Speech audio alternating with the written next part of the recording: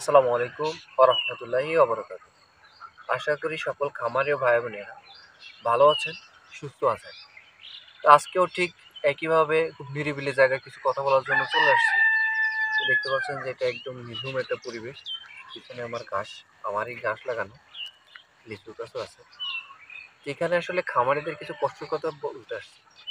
যে আসলে আমরা সকালে ঘুমাচ্ছি বা সন্ধ্যায় ঘুমাচ্ছি, সকালে উঠে দেখতেছি যে খাবারের দাম যে পরিমাণে বাড়তিছে, তা আসলে খামার করার ইচ্ছা কারো থাকতেছে না। এত পরিমাণে যদি খাবারের দাম বাড়ে, 2018-20 সালে খাবার কিনেছি 1700 টাকা বস্তা, সেটা 50 টাকা 100 টাকা, 50 টাকা 100 টাকা, মানে দাম যে বাড়াইছে আপনারা একবারে কেউ জুলুমও করতেছে না।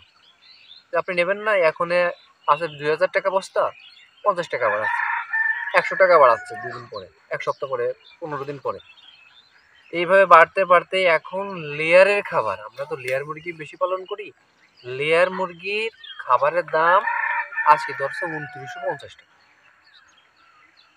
আর গরুয়ার খাবার কিনতাম 2100 টাকা।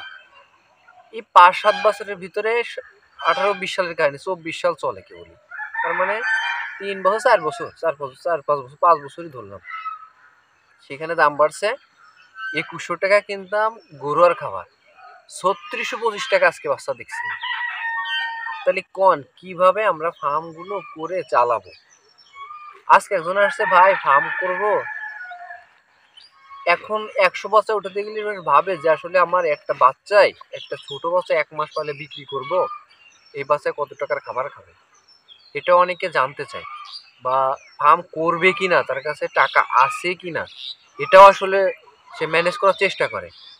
আমাদের পজিশন বর্তমান হয়েছে কি, যে আসলে খামার করার মূল মানসিকতা ছোট খামারি, বা আমরা একটু স্বপ্ন দেখি যে খামারটা বড় করব, আসলে এই খাবারের দামের জন্য অবস্থা খারাপ। এরপর যদি আমি বলি যে মুরগির আসলে দাম কত, মুরগির রেটও যদি খাবারের যেরকম দাম বাড়েছে ধাপে ধাপে, এরকম যদি বাড়তো, তাহলে আবার কিন্তু আমাদের সমস্যাটা থাকতো না।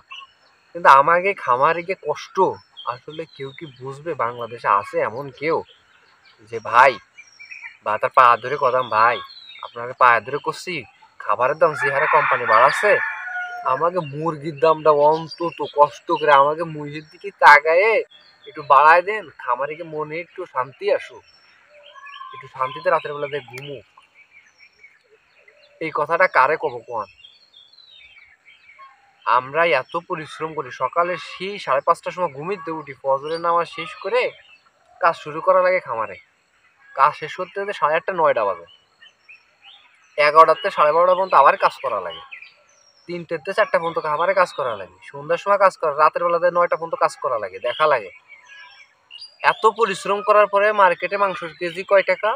এই যে সোনালী মুরগি যারা পালেন মাংসের জন্য, দাম কমছে,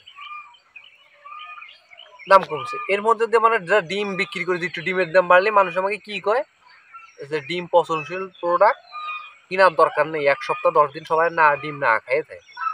তো তখন আসলে আমার তাইকে যে বুঝাতেই মন চায়, ভাই তুই একটু খামারে এসে খামারটা করে আমাকে ইনকাম করে একটু দেখা, এই খামারিকে কষ্টগুলো তোরা একটু বোঝ, নাহলে আমাকে কষ্টগুলো বুঝতেছে নাকি। মুরগির ডিম, মানে ডিমের দাম বাড়লে বিরাম আদালতে এসে ঝামেলা করবে, ডিমের দামও তাই, গোশের দাম বাড়লেও তাই। কিন্তু খাবারের দাম যে বাড়তেছে, এটা কি তারা জানে না, নাকি বুঝতে পারে না, নাকি এটাকে তাকে কানে পৌঁছাই না যে খাবারের দাম বাড়তেছে? 17 সালের 18 সালের এই পর্যন্ত আপনার 1300 টাকা বাড়েছে বস্তায়, 1300 টাকার বেশি বাড়েছে। তাহলে এই যে আমরা আগে 2000 টাকা দিলে 1 বস্তা খাবার পাতাম, তাহলে 3000 টাকা দিলে 1 বস্তা খাবার পাচ্ছি না। এই খাবারের দামগুলো আসলে আপনারা একটু দেখেন। আমি জানি না আসলে এই কথাগুলো আমাকে খামারিদের কথাগুলো কেউ আসলে বুঝবে, না আমাকে সারা জীবন এইভাবেই আমরা ইচ্ছা করলে পারিও না যে ফার্মটা বন্ধ করে দিই। অনেকেই বন্ধ করে দিচ্ছে, না পারে কোম্পানির সাথে ব্যবসা করতেছে, কিন্তু আমরা তো এইভাবে ব্যবসা করি না। নিজেরা ছোট ব্যবসা, ছোট খামারের নিজেরা নিজেদের মতো চলি, যতটুকু ক্যাপাসিটি সেইভাবে সবাই চলার চেষ্টা করি। তা আমাকে কষ্টগুলো কারা বুঝবে? আপনারা একটু আমার বলেন। আর আপনারা যদি এই ব্যাপারে বোঝেন, তাহলে অবশ্যই করবেন, তা আমার কাছে রিকোয়েস্ট, সবার রিকোয়েস্ট, আমাদের খামারের দিকে আসলে কষ্ট কেউ মানে বোঝার মতো বাংলাদেশে কেউ নাই। যদি থাকতো তাহলে খাবারটা দামটা অন্তত কন্ট্রোল করার জন্য মানুষ চেষ্টা করতো, বা আমাদের দিকে তাকা যে খামারিকে বাঁচায় রাখা লাগবে এই ব্যাপারে সবাই একটু তাকাতো, দেখতো, খোঁজ খবর রাখতো। তা আমাদের সেক্টরটা পুরোটাই মনে খোঁজ খবর করা বাদ দিছে। এসে অবস্থা আসলে কষ্টের কথা বলতে হয় না, তাও বলতে হচ্ছে আজকে খাবার বহুদিন পর বস্তা চেক করছে আমাকে কয়টা ধরতেছে, তার জন্য আসলে ভিডিওটা বানাতে আসলাম।